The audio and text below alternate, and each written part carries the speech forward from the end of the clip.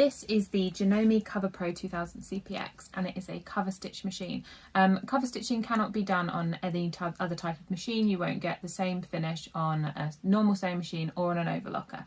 It's a totally different way of stitching. So what I will do is I will talk you through each of the various features, how it threads up, and why I recently decided that my studio needed one of these beauties. So obviously, first things first, we're going to need to start with threading the cover stitch up. And it's so simple. I think because it's so closely compared to an overlocker, you'd instinctively think, oh, it's going to be really difficult to do, but actually it's so easy to do. Mostly because you've actually only got one thread that's going to go underneath. So I'm going to thread it up using cones, but the machine will also take a traditional spool as well if you wanted to use those. So I'm going to pop my cones on, and the first thread is going to go underneath. So we should pop it through, and what happens under here is you've got this little set of 3 hooks, and all you're going to do is wind this until they're together, and then I like to use a pair of tweezers when I've got them on hand. It does make it easier to get things through. Once you've done that, you've got a bit here to thread through. I'm going to send that into that little hook down there. And then there's another little hole just at the end of the little underlooper here. And then that thread, nothing happens with it, it's just going to lay in there like that. And that's the whole bottom of this machine threaded. So unlike an overlocker where you've got 2 threads coming down and lots of fiddly bits to pop it through, that's it when it comes to the bottom of a cover stitch machine. So your other 3 threads are all going into your needles. So currently this machine is set up with 3 needles, but you have multiple different options with the Coverpro as to what kind of stitch you want to produce. So for the time being, I will thread this up with all of its 3 options. So just as you'd expect, we're going to send each of these threads up into their little clips at the top.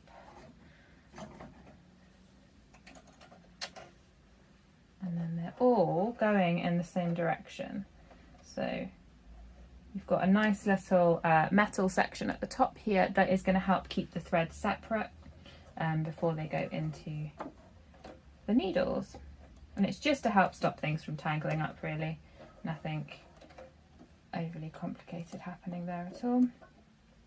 They're all going to then go behind that little section there before being threaded into the needles. Now, the Coverpro comes with a nice little box of tricks. It's got a few of the cone covers to help stop your threads from getting tangled and messed up, along with some screwdrivers, some toppers for the tops of your cones as well. And it also came with a, not in the box because I actually use it. So it also comes with one of these, which is a needle threader as well. So it's going to help you thread the needles. I'm just going to thread them normally. I find it a little bit quicker, so it's not too bad. So bear with me and I will thread these needles. Now, once these needles are all threaded up, the machine is good to go. You're just going to switch it on and it will stitch, which is really satisfying. There's no faffing about or fiddling. The tensions are all bang on. I haven't had any problems or any fabrics yet that I felt like I've needed to do it. Now at the moment, obviously these 3 are all sitting above the foot. What I like to do is just pop them through just to make life a little neater. Catch them underneath and take them under so that I've got everything there. There's no need to fish for the other thread that you put inside, it will sort itself out. So with a cover stitch machine, what it's going to do is that on the top side of the fabric you're going to have your 3 lines of straight stitch with 3 needles in, and underneath it's going to cover the raw edge of the fabric with what looks like overlocking, but it's obviously done in a slightly flatter way. So I'm just going to fold that under and line up where this is with this left hand section here, and then put my foot down and let it sew. When you've got to the point that you want to finish, this is where it's a little bit unusual. Sometimes the threads can be really challenging to pull out and you can end up with lots of tension and not figuring out what you're doing wrong. So the best thing to do is to get something flat, or I just use the tweezers so that you can push it underneath and pull these threads out. That's going to enable you to easily pull this until you can reach the cutter. So I'm not quite long enough yet, so I will just pull these a bit more. Now I can reach the cutter. There will look like there's lots of different threads in here. Some of them will just pull out.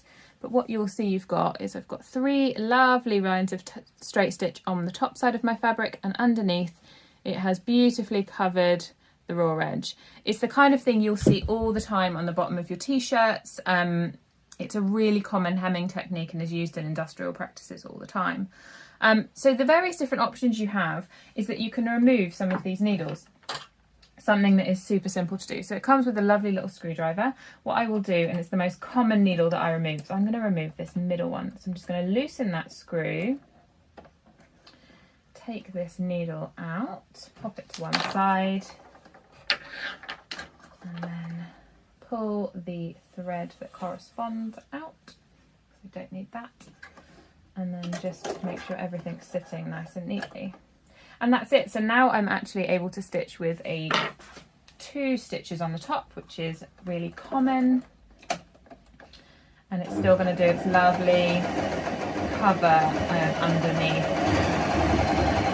So just like before, pop the needles in their top position, pull the threads towards me, and then pull it out. So you see now I've got my 2 lines of stitchings on the top, but I'm still getting that lovely finish on the back.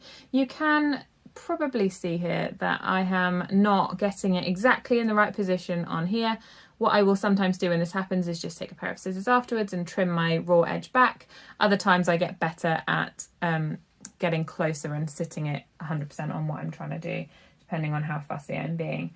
Now, as well as stitching with twin needles or triple needles, it will also sew with 1 needle in.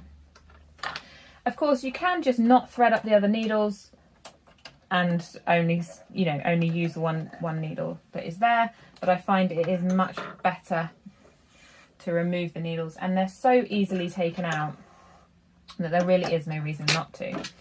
So I will now show you what the 1 needle is going to do. And of course, there's no reason why you can't remove different needles depending on what you want to do or where you want to line things up on your fabric. I could have had the middle one still in, but because I'd already removed it, it's just easier to just stick myself with the left one for now. So I'm going to pop it in its high position, and just like before, pull that so that will easily come out.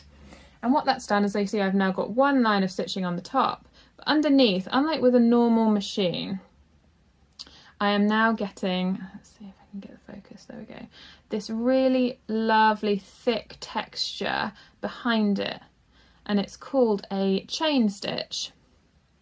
And it's really commonly found on denim pieces and something where you need a little bit more structure. But the other thing that it's brilliant for is this is a stretch stitch. So if you do this onto a jersey, somewhere where you only want 1 line of stitching, you don't want a twin needle effect, you're still going to get the stretch in the stitch, just as you're going to get a stretch in both of the other 2 if it's sewn onto something stretchy.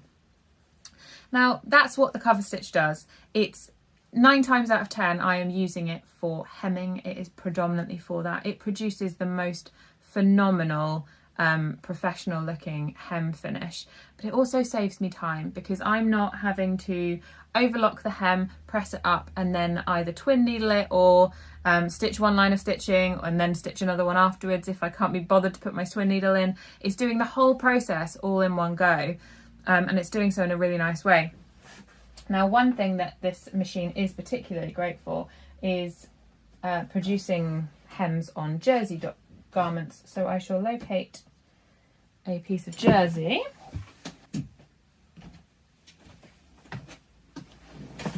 Right, So I'm going to start by sewing my jersey right sides together so that I have got a circular piece of fabric. I leave my one needle in.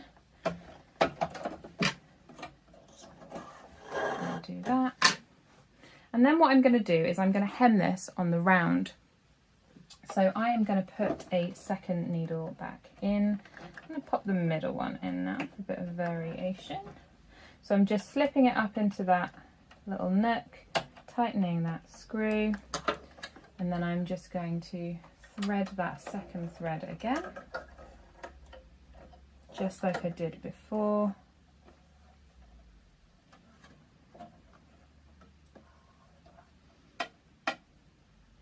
And we'll pop that through that hole in the top again, so that all my threads are nicely together underneath. It's not a necessity by any stretch of the imagination, it will still work before, I just find things get a bit tangled up.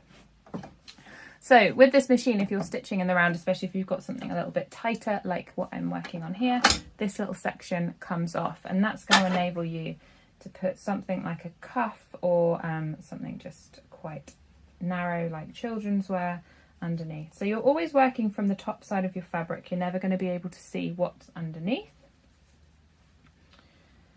But you can either pop pins in, or some people will chalk a line that they can follow. I don't worry too much. So I'm literally just going to go and let it stitch itself around.